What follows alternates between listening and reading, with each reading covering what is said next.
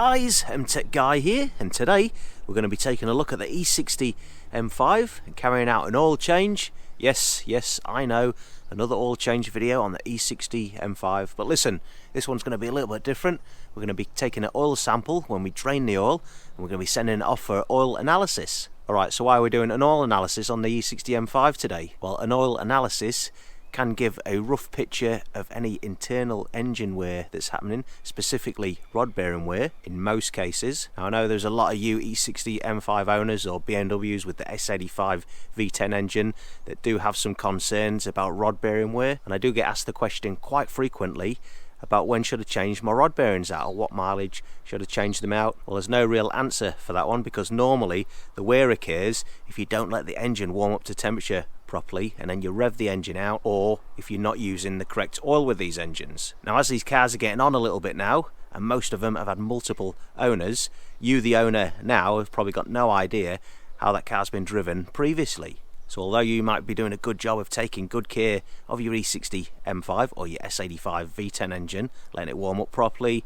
carrying out the servicing and the preventative maintenance, there could already be some existing damage from the previous owners. So whenever anybody asks me about rod bearing wear, when they should change them out, how do I know if it's time to change them out or not, really the only real way of telling is to pull the sump off the engine, and unless you've got them rod bearings staring you in the face, you're never going to have 100% certainty of the condition of them bearings. Now normally just doing one sample, one oil analysis isn't enough. All that's going to do is give you a snapshot right now. What you really need to do is do a few over the next few oil changes, and then what that will do is build a trend, and then you can compare them readings. And obviously if you see the rod bearing material particles increasing, the readings increasing on the oil analysis reports, then obviously that may be a cause for concern. Now I've owned this car for getting on for 5 years now, and the used car dealer that I bought it from actually changed out the rod bearings as part of the pre-sales service just before I bought the car. So it did have a faulty Vanos line, and a technician in their workshop actually owned an E60 M5 himself. So when they were replacing the high pressure Vanos line while they had the sump off, they decided to go ahead and just replace all the rod bearings just because they were there staring them in the face. Hey, why not? So that was awesome for me as the new owner. Had a brand new high pressure Vanos line, new set of rod bearings, and at least I know exactly how this car's been driven now. I've always let the oil warm up to temperature before I've revved the engine out, so I certainly don't have any concerns about rod bearing wear at this stage. An oil analysis isn't something that I've bothered with throughout my ownership, but I thought it might make some interesting content. So we'll take a sample when we're draining off the oil today, we'll send it off for an oil analysis, and we'll see what we get back. Right, let's get this oil change carried out.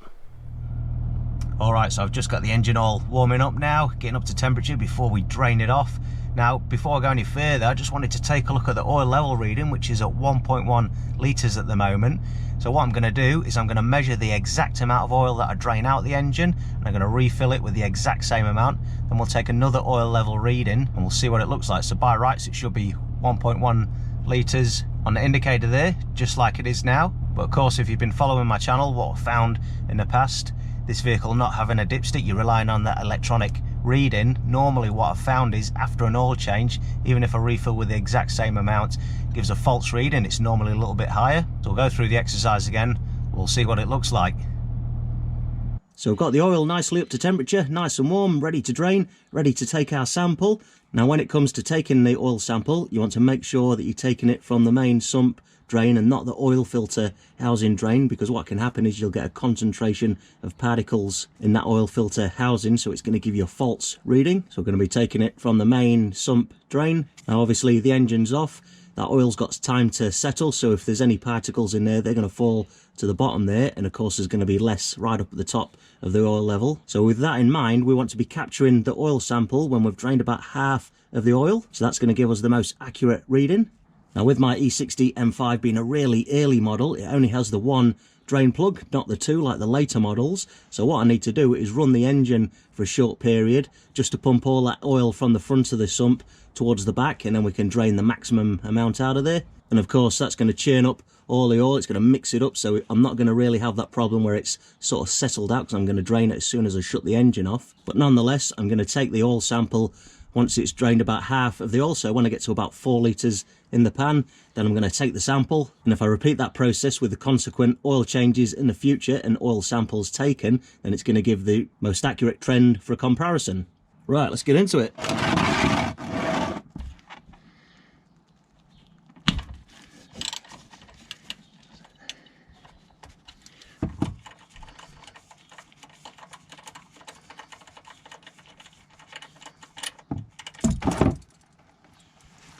Right, so the level's at 4, so we'll grab a sample there.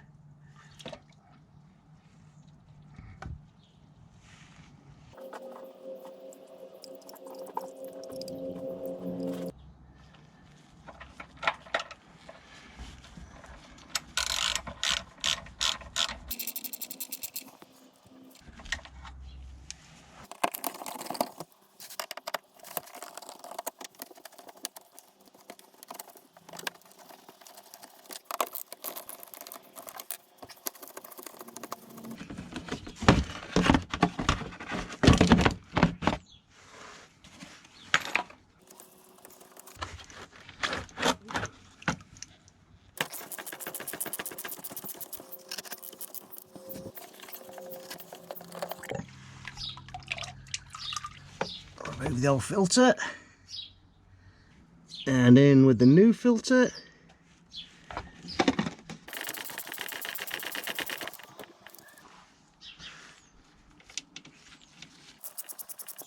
So there we go, that's our oil sample taken, ready to send off to the lab and see what the results look like when we get them back. Okay, so if we take a look here, you can see we've drained off about 9.3 litres of the old oil, and that's with a single drain plug. So it can still be done without the dual drain plugs of the later model E60 M5s, just as long as you run the engine for a couple of minutes before you drain that oil. So now we'll put the exact same amount back in the engine, and then we'll take a long-term oil level reading and see what it looks like.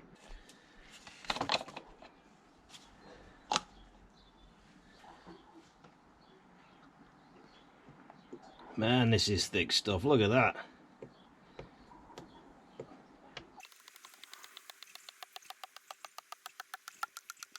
So that's 5 litres, we'll put the rest in now.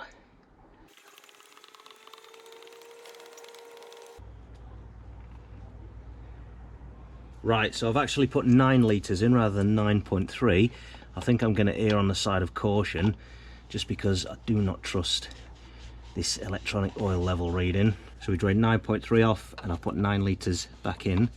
So we'll take it for a bit of a run, and then we'll do a long-term oil reading and we'll see what that level sensor reckons.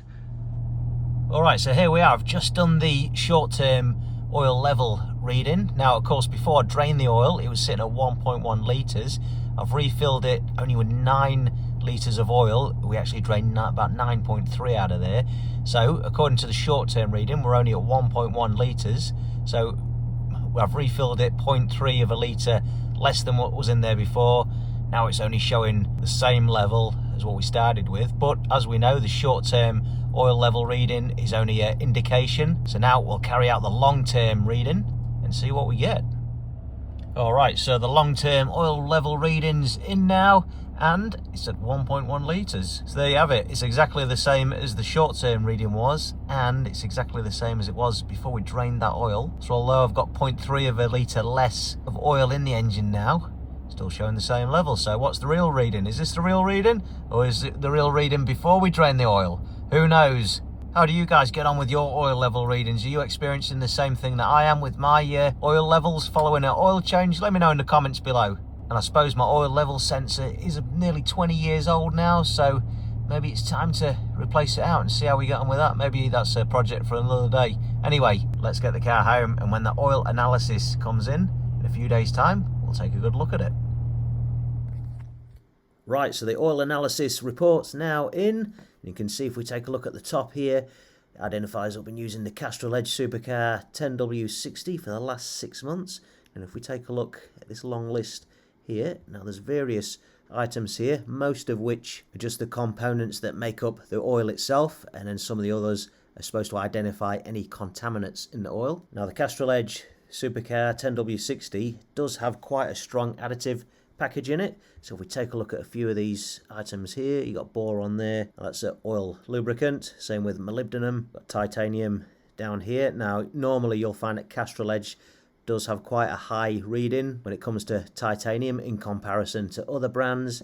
Then we've got calcium down here, that's used as a detergent, and then phosphorus, that's anti-wear additive. But with regards to looking for the presence of particles relating to rod bearing wear, the two main items we're looking for is copper and lead, the two main components that make up the original S85 rod bearings. Of course, it's got a lead outer layer and then copper underneath. So if you are experiencing some wear, initially you're going to see a reasonably high reading here of lead, and then that copper's going to start showing through. But of course, these cars are getting on a bit now. Mine's nearly 20 years old. If there has been any rod bearing wear, it's probably mostly through the lead already, and it's going to start showing that copper there. So once it starts getting down to that copper layer, you will start to see a higher reading here. Now if we take a look at the figures I've got on my oil analysis report here, the copper is relatively low, so all these figures here are in ppms, parts per million.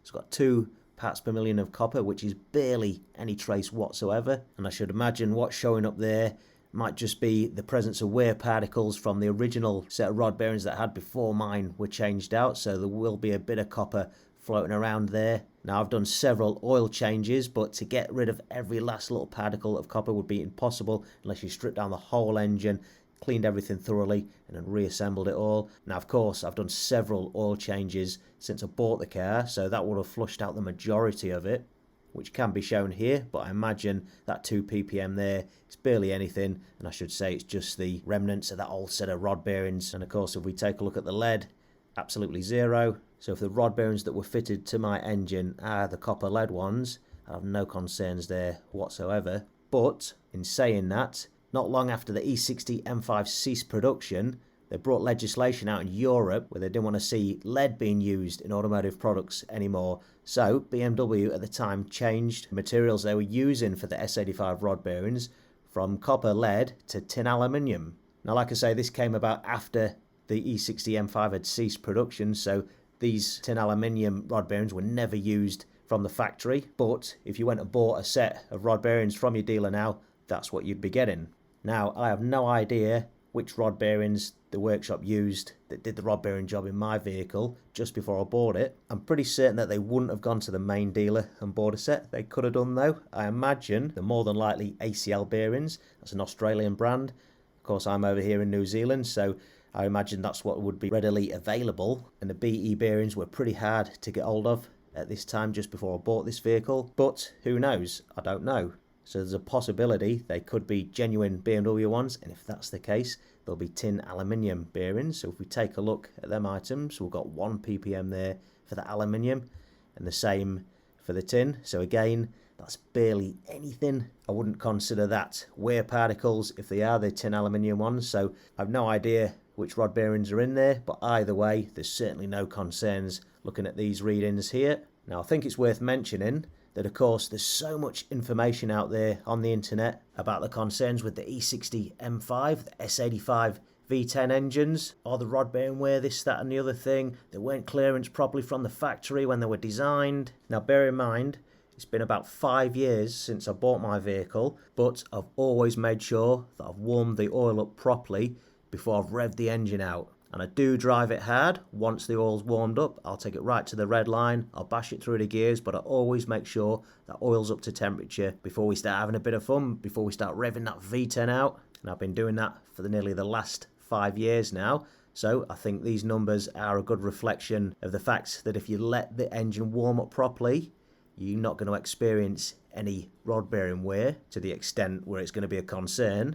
And that's why you have an oil temperature gauge on your instrument cluster there. That's what it's there for. So if you go and buy one of these vehicles now, of course you've got no idea how the previous owners have run it, but with mine having that new set of rod bearings fitted when I first bought the car, I know exactly how it's been driven, and I can see here that these figures speak for themselves. So yeah, E60 M5, S85 V10 engine.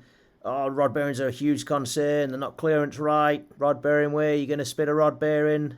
Well, the figures don't lie. These figures say otherwise at this stage anyway. So, like I said at the beginning of this video, the plan is not to just look at this snapshot, but what we'll do is create a trend. So in 6 months' time, when I do another oil change, we'll take another oil analysis and we'll compare it to this one. And then in 12 months' time from now, we'll do exactly the same. And then what we'll be able to do is identify if there's an increase in these numbers, which would dictate the presence of rod bearing wear. So that's our snapshot for now, and we'll see what the readings say in the future. And I will make another video on them. Alright guys, so there we have it. That's the first oil analysis on the E60 M5 in my ownership.